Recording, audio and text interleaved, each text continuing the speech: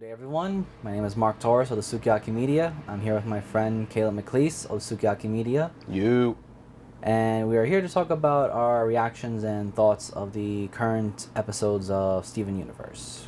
Yes, indeed. It was funny, man. I was on my vacation and the Heart of Crystal Gem started as soon as my vacation slash business trip was starting. And it was, I caught the first couple of days exactly live around like 4:30 Pacific and Eastern, at the Easter 7:30 here. But I was really into it because I did want to see the reaction of people, how they felt about the revelation of who Rose Quartz really was. Yeah, I mean, I was still kind of reeling from the fact that Rose Quartz was, spoilers, Pink Diamond, but what really surprised me was just like how everybody else took it, especially like Sapphire, who is the other half of one half of Garnet. Yeah, and she, you know, I figured there would be some backlash on the revelation. I mean, Sapphire took it pretty hard. Ruby, she kind of took it in stride, but in that beginning, you kind of saw the whole difference. I mean, it was kind of disheartening seeing Garnet split apart. I mean, as we've got to know the characters for the past 5 seasons now. I was actually surprised at how also Amethyst took it as well. Like she was surprisingly more mature of the gems about it. Yeah, So, and Steven even pointed that out. And I liked how Pearl opened up a bit more because it seems like since that little, I guess, memory block is removed, Pearl can be more open about the truth. I mean, honestly, you know how I feel about Pearl. I've never really liked the character, but as this, as this revelation of Pink Diamond, who she really was. I mean, Rose Quartz, who she really was, Pink Diamond. We're seeing the other side of Pearl, and I'm getting more interested in her. I mean, like I said, I still have my disdain for her, but we'll see what happens within the future. I think it was more the fact that Pearl was just that loyal to Pink Diamond's command, as she mentioned before. It was like that last command. She's not supposed to talk about it. But yet, Yes.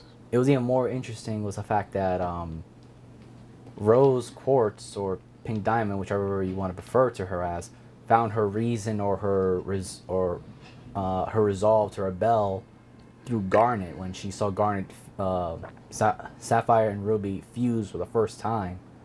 Everybody was like, "Oh, there's an abomination," but yet we see more of Pink Diamond's actual personality through Pearl's perspective, like how Pink Diamond was and interested. it was kind of funny how, as Rose Quartz, she was interested in the fusion, and it was so funny how Pearl took the initiative of it.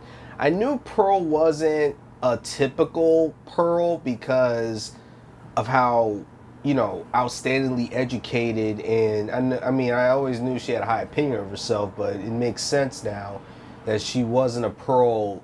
She was a Pearl given to Pink Diamond, not exactly made, you know, Made by yeah, the other made by Pink diamonds. Diamond, because you kind of notice the other pearls, they resemble their diamonds, but the pearl we know, she's more of a guide, a tutor to Pink Diamond. Which kind of leads to that weird theory or the interesting theory that Pearl might belong to White Diamond or maybe is a creation specifically made from White Diamond.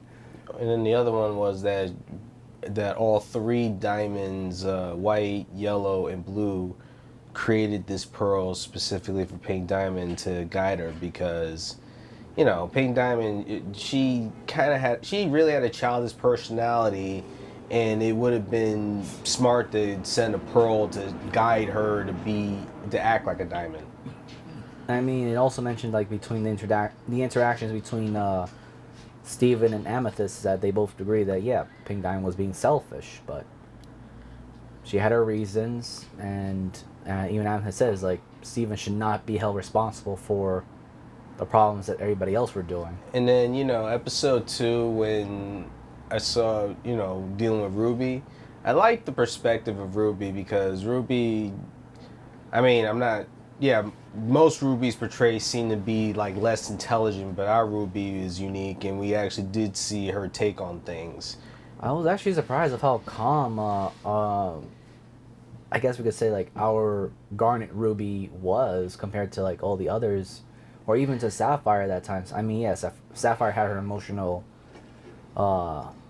distraught, but amazingly enough, it was Ruby who said like, "Can we sit around and talk about it?" And you know what else was interesting on that episode? The episode 2, Greg. I knew he would take it pretty well because I mean, he always had a laid back personality, and you know, I did wonder how he would take the fact that he, you know, was in love with a diamond.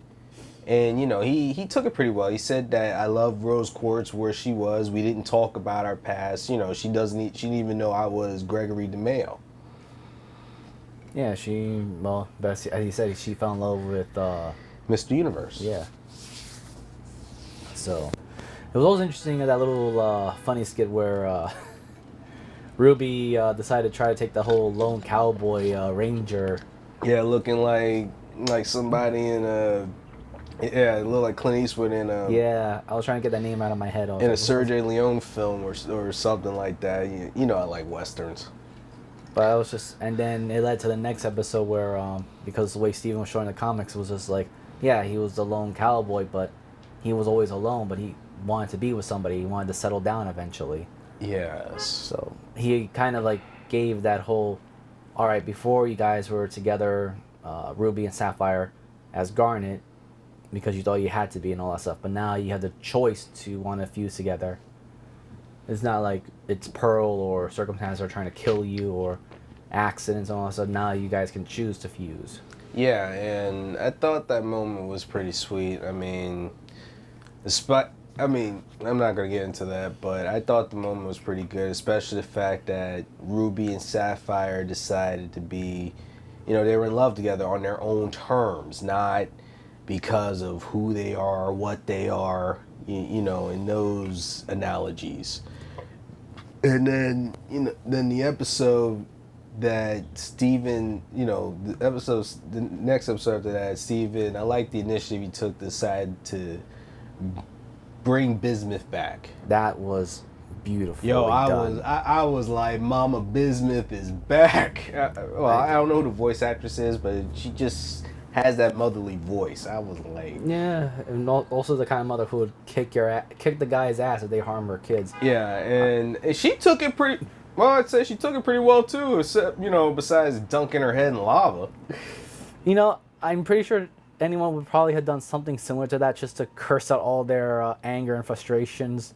But Bismuth took it very well in the fact that she sat down and listened to Steven and not to quote unquote Rose Quartz. Like everybody kept putting the whole Rose Quartz stigma onto Steven when he's not Rose Quartz. Yeah, and I like the fact how she, you know, I mean, she acknowledges him as a leader, and he's like, I'm no leader, Garnet's the leader. And she was like, no, you're a leader. It wasn't just that, it was just like how she was reluctant to rejoin the group because, as she said, she attacked the leader. So at first, Steve was thinking like the Rose Quartz stuff, but Bismuth says, no, I attacked you, Steven.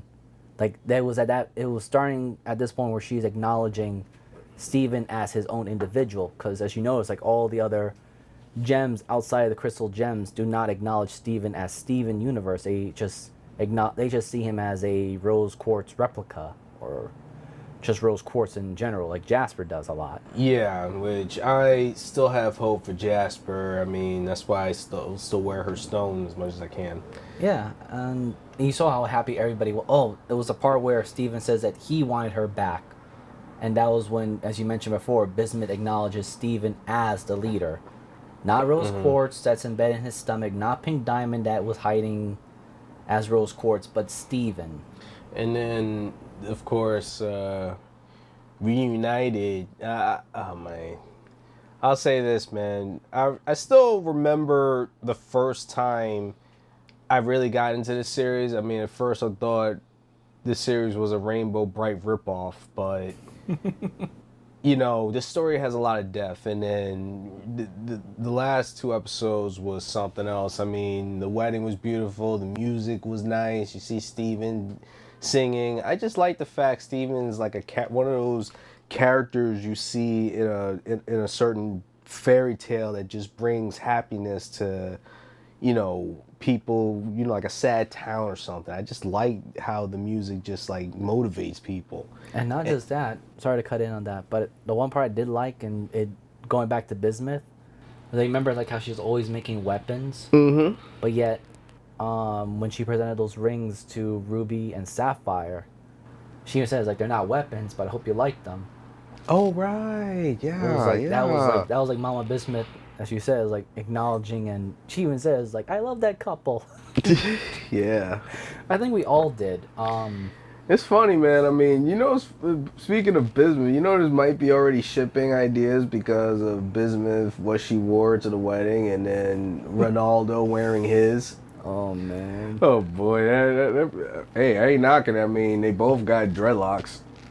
I'm not against it or anything. I'm just like I didn't even realize it until you mentioned it. I'm like, oh really? Yeah, I actually do look forward to seeing more development of the town people because a lot of fans feel like the towny episodes are filler, but honestly, I don't. I believe there's always a purpose of why they, talk about the town people within Steven Universe because honestly, Steven Universe, we know how big it is. I'm still suspicious of Onion. Well, yeah, I'm wondering. Yeah, we still got that theory. I mean, I'm a Ronaldo fan. I mean, some people don't like him. I actually like him because he reminds me of the Mad Prophet in certain tales where he reveals things that the protagonist doesn't pay attention to, but eventually it happens, and the protagonist be like, "Wait a minute, I heard this before." Yeah. And then think of the crazy readers, person that said it. or just even the readers who are like reading from the sidelines or from outside the story. Yeah. So, but that whole episode, like the wedding was beautiful. I mean, I liked it, and of course you had the Blue and yellow crashing it. Yo, it was kind of funny, man, with the whole, when blue and yellow came down, you saw yellow activating the cluster. I mean, pretty much everybody had a oh crap moment. Oh, I was actually worried too, but surprisingly enough, Steven told him to control, but then he was scared because it popped. But it was what came out of the cluster that was like that whole. Yeah, it kind of. I don't know. I had two feelings. I thought of two things when I saw the cluster arm going up against Yellow Diamond's arm. I thought of something from Clyde Barker, and then another thing from Akira. I thought of like it just had that flesh color. I was like, oh, you're right. I was like, wait a minute, is this some Clyde Barker? I was like, really? But I ain't knocking it. The cluster took down Yellow Diamond's ship, but at that same moment, you saw Blue Diamond. Whew. Yeah. I mean, I like Blue Diamond. And you know what's funny? I can't help it because I see so many fan arts of Blue Diamond and Greg Universe. You saw how Greg was like, I'll work that magic. and everybody was like, no. And it was like, okay, I'm going to wait inside. Yeah, go back into the house, but back on the cluster. I kind of thought it was like I kind of automatically thought of a what if because it seemed like Greg has a way with gems. I don't know, man. It must be in the DNA or something. Who knows? Maybe the quote unquote Seeple people that Ronaldo has been talking about, they may have raised a particular organic that might attract the gems. Who knows? Hey, that's for Reddit, bro. But I mean, I couldn't help but laugh at that part when I saw that because I honestly acknowledge that fan art shipping of Blue Diamond and Greg Universe, but we never know. And then just the fight itself, man, especially with Blue Diamond, it was interesting, and I was actually physically clapping for Connie. Yo, I mean, I just noticed her emotional attacks from like Blue Diamond's emotional attacks and everything. It seems to affect anyone that's related to the gems. Like that it seems that way too because a lot of people pointed that out, especially when it was coming with the trial, that Lars wasn't affected, but they said that Lars was bubbled. His head was bubbled. That's why he wasn't affected. But now we know that possibly the Diamond's power does not affect humans. Probably doesn't affect the quote unquote organics because Lion was running around too. Yeah, But so that's just my guess. the organic types. I mean, it's still a mystery, especially with, I guess we could say, Pink Diamond's ability to cause a Deus Ex Machina. So we don't know. I mean, Lion wasn't affected and Connie wasn't affected, but it was good to see. Yeah, it was good to see Connie go up against Blue Diamond. It was scary seeing Blue Diamond just catch her sword and then Break it, yeah, that yo was man. terrifying. And just the fact that Blue Diamond looked at so serious for the first time in a long time, like Yeah, I mean, she used to really look sad and sullen.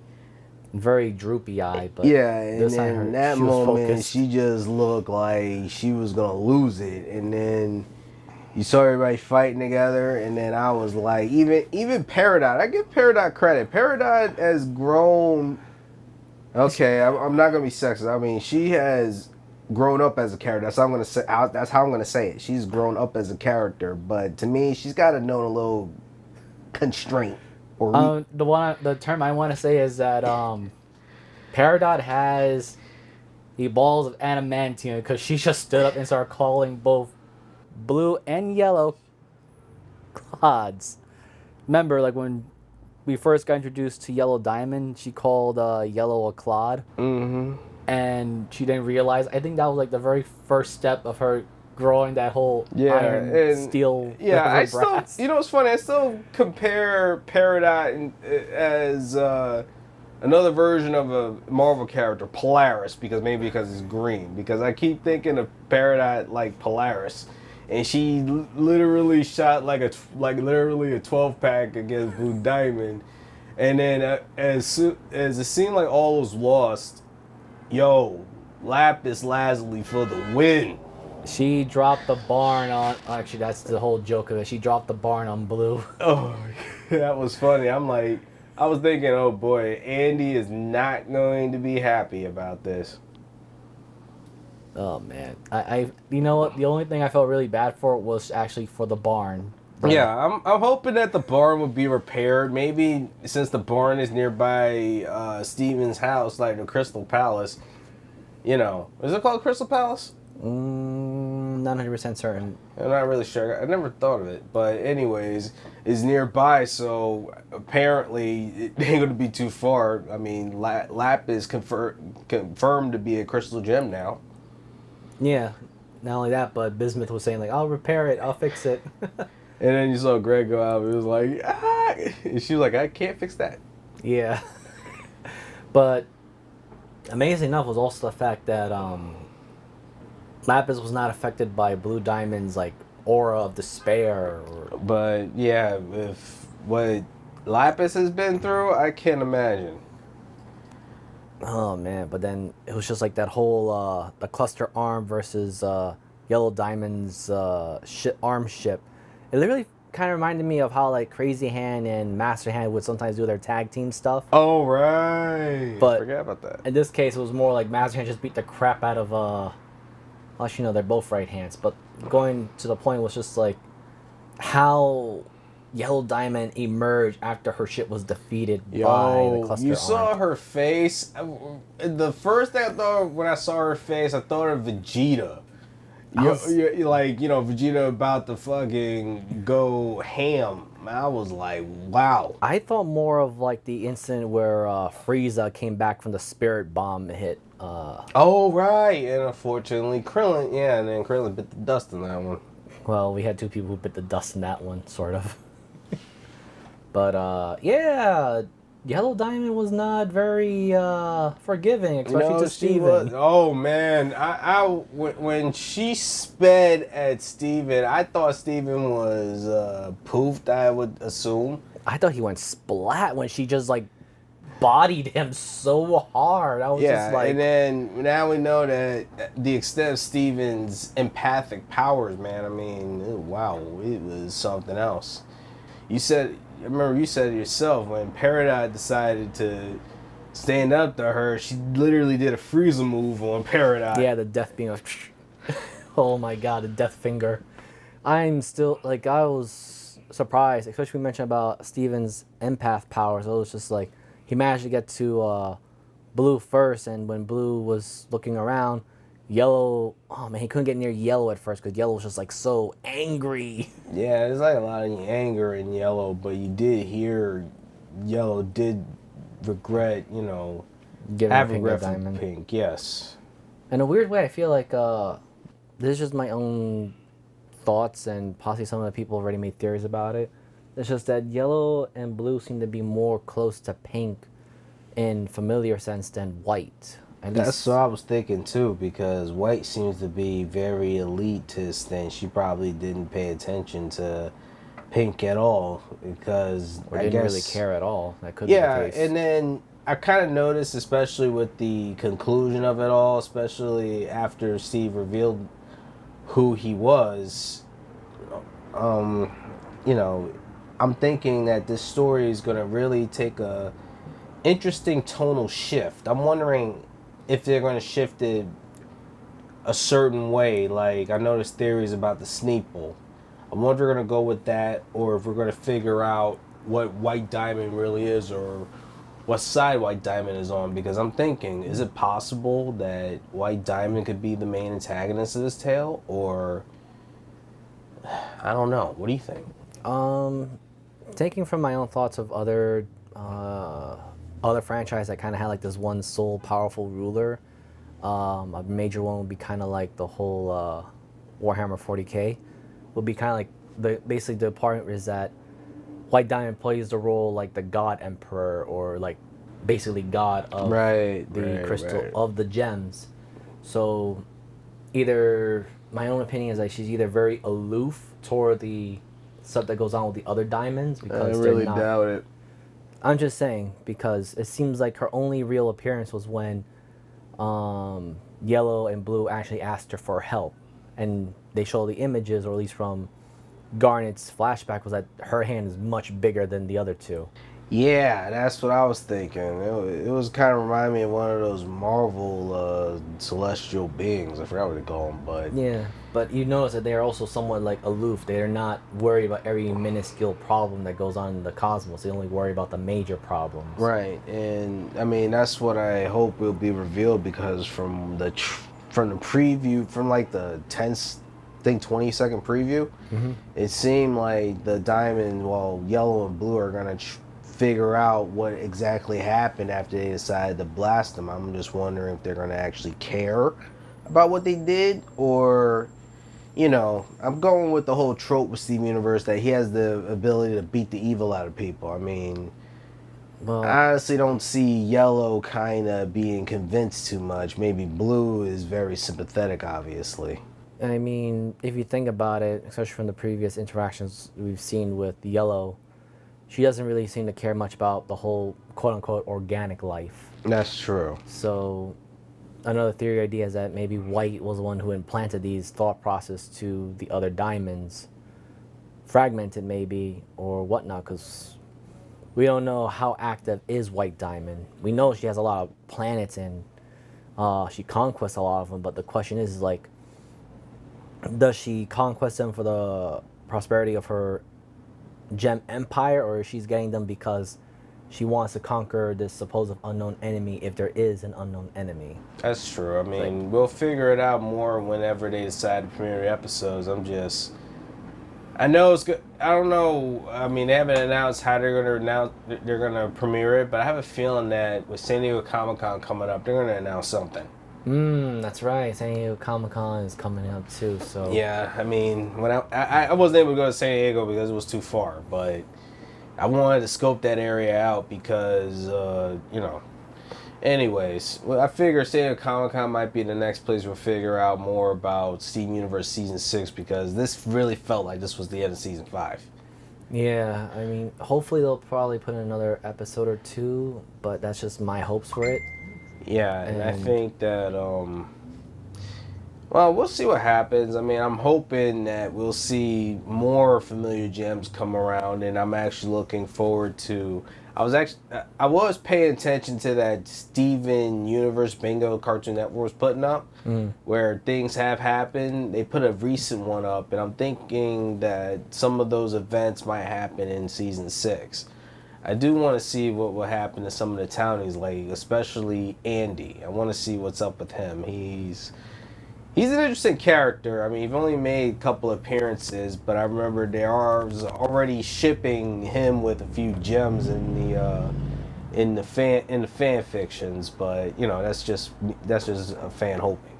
I mean, for me, I just like what I'm more invested in. Oddly enough, is the whole stuff between Lars and Emerald. Yeah, that makes sense too because people were kind of theorizing they didn't know if Lars was gonna make a comeback this season. I'm pretty sure he'll come back next season, and then we'll figure out the whole thing with Emerald. And there's possibly other gems now since we've had those arm ships are pretty much crashed down now. I'm wondering if we're gonna see like other gems, like maybe part of the Famethist. Well, not the Famethist. Just other gems. I want to see what the other gem kind will do with the humans that are around Beach City because Do you think Beach City destroyed? I haven't seen. It didn't seem destroyed. No, it just seems like it just suffered a slight bit of a tsunami wreck. Yeah, I really do. Not a terrible one, but just enough that it's not going to be ignored over an episode. Yeah, I'm one of those viewers that appreciate the Townie episodes because we do see a perspective of what normal people without any, unique abilities can do. I mean, Onion was kind of a threat himself from like the season 1 that we've seen, so I would like to see if it's true that he might be half Sneeple, as Ostrich Vox said from the Roundtable. Overall, the Heart of Crystal Gems, I really enjoyed it, especially with, Ruby and Sapphire confirming their love, as Garnet, with human traditions. Yes, that was another thing that was interesting. They actually adopted the human traditions of wedding and everything. Even Bismuth was kind of curious, like, what's a wedding? Yeah, I mean, they didn't know. Yeah, but No. it's unique, and I always like the fact, Steve. It seems like Earth is a place where a gem can be who they want to be. That was probably something that Pink Diamond / Rose Quartz was really fighting for, and when she saw Garnet, that kind of affirmed her resolve for it. Yeah, I mean, even Lapis. I mean, she came back. I'm glad she came back. I mean, Steven told her she could be where she wants to be. On Earth. Anyways, but overall, with this episode, I would give it a 9 out of 10. I mean, I would. I mean, I'm just being honest there. I mean, there were just a couple of moments, but overall, I enjoyed it. I enjoyed it as well. So in my case, I actually give it a 10 out of 10 just because I enjoyed it so much and I couldn't stop laughing over some of the dumb things that were just like the little memes and the little jokes.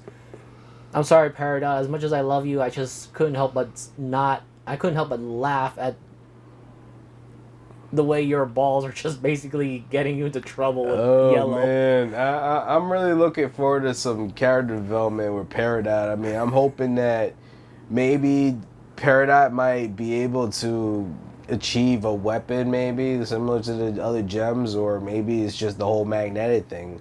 I'm thinking she is gonna be like Polaris, as I said. Maybe just the color. Bismuth is now there, so she might make something for Peridot and Lapis since they're both now officially crystal gems. So. Oh, that makes sense. That's right. I mean, Lapis technically is a hydrokinetic, and she doesn't really need a weapon. I mean, you never know, and not only that. All right, then. I'm looking forward to the next episode, which hopefully will come out either. We'll figure it out, but I'm betting that we'll figure out something by San Diego Comic-Con. That's what I'm betting. I'm hoping for an earlier one just because I'm that much of a desperate fan now.